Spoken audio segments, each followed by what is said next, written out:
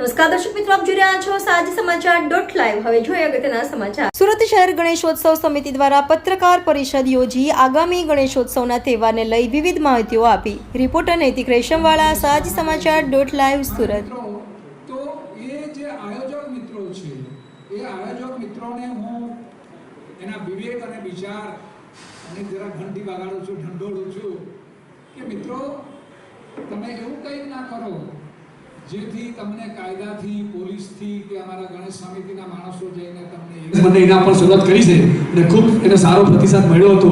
તો આ વર્ષે પણ હવે ટોપ 30 માં ભાગ લેવા માટે દરેક ગણેશ ભક્તોને આયોજકોને વિનંતી છે કે તેઓ આ બધી પર્યાવરણલક્ષી માટી મૂર્તિ લાવીને સરકાર સુધી એની માહિતી આપીશું અને આગળ કાર્ય કરીશું।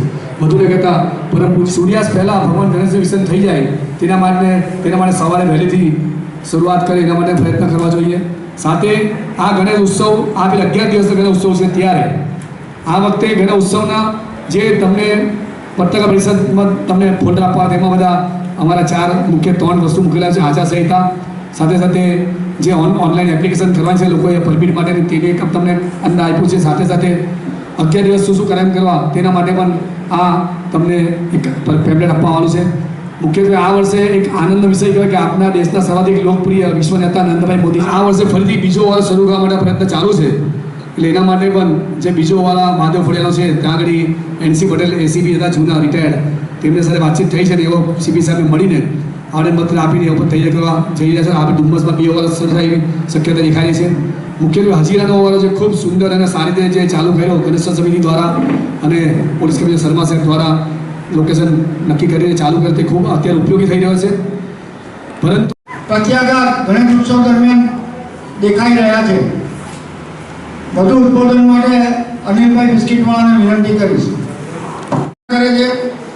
કેટલા મંડળો એવા છે કે જે નાની માટીની મૂર્તિ લાવે છે, પોતાની શેરીમાં અને સોસાયટીમાં સ્થાપના કરીને ત્યાં વિસર્જન કરે છે।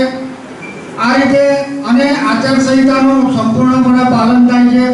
સામાજિક કાર્યક્રમો શ્રી ગણેશ ઉત્સવ વર્ષ 2024ના અનુસંધાને આજે શ્રી ગણેશ ઉત્સવ સમિતિ સુરત શહેર દ્વારા પત્રકાર પરિષદમાં આપ સર્વ પત્રકાર મિત્રો ભાઈ બહેનોનું હું સ્વાગત કરું છું। એમ તો અત્યારે સમગ્ર તંત્ર પણ જાગૃત થઈને પોતાની કામગીરી કરી રહી છે। સુરત મહાનગરપાલિકા દ્વારા પણ જે 20 કૃત્રિમ તળાવની વાત છે તેમાંથી 18 જગ્યાના લોકેશન કન્ફર્મ થઈ ગયા છે, 2માં હજુ પ્રોગ્રામ ચાલે છે।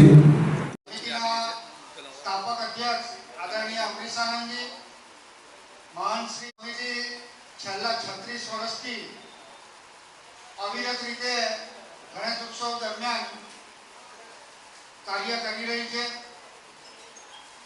સરકારની, કોર્ટની, ગ્રીન ટ્રિબ્યુનલની જે કંઈ ગાઈડલાઈન કેબિનેટ મંત્રી ગુજરાત સરકાર તેઓએ પણ ખૂબ સરસ અભિયાન ચાલુ છે।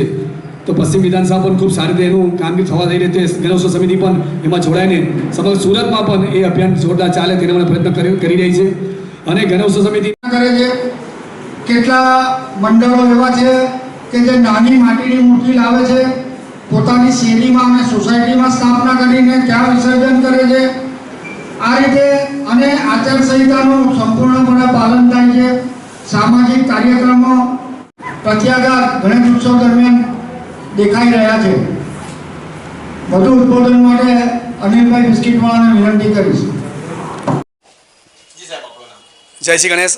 અનિલભાઈ બિસ્કીટવાલા, શ્રી ગણેશ ઉત્સવ સમિતિ સુરત શહેરના પ્રમુખ। આજે પત્રકાર પરિષદમાં મુખ્યત્વે શ્રી ગણેશ ઉત્સવ વર્ષ 2024માં સર્વ ગણેશ ભક્તો, સુરત શહેર ગણેશ ઉત્સવ સમિતિના સંતો જે મહંતો છે તેઓની જે આચાર છે તેનું પાલન કરવામાં આવે અને સાથે સાથે આ ગણેશ ઉત્સવમાં ધાર્મિક જે શક્તિ છે તેને રાષ્ટ્રભક્તિથી વાળવાના, સમાજની સેવા થાય એવા પ્રયત્ન કરવામાં આવે। તેની સ્પર્ધા પણ જે રાખવામાં આવે તેમાં ભાગ લેવામાં આવે, લોકો ગણેશ ભક્તો ભાગ લે અને આ ગણેશ ઉત્સવ સમિતિ દ્વારા પર્યાવરણલક્ષી જે ગણેશ ઉત્સવ ઉજવવાની કોશિશ કરી રહ્યા ત્યારે સુરતના લગભગ 90%થી વધારે ગણેશ ભક્તો માટી મૂર્તિ લાવીને ખૂબ ઉત્તમ કાર્ય કરી રહ્યા છે અને ભગવાન ગણેશજીને ખુશ કરી રહ્યા છે। આ ધાર્મિક ઉત્સવમાં હંમેશા લોકોએ ભગવાન ગણેશજીની સાચી પૂજા અર્ચના કરવી જોઈએ, સાચી ધાર્મિકતા સચવાય અને સાથે સાથે આ ગણેશ ઉત્સવ દરમિયાન સમાજની સેવા થાય તેના માટે કાર્યો કરે તે જ સંતો દ્વારા આજે આહવાન કરવામાં આવ્યું હતું। તો આવો આ વર્ષે પણ ખૂબ ધામધૂમથી રંગેચંગે પર્યાલક્ષી ભગવાન ગણેશજીની ઉત્સવ ઉજવીએ.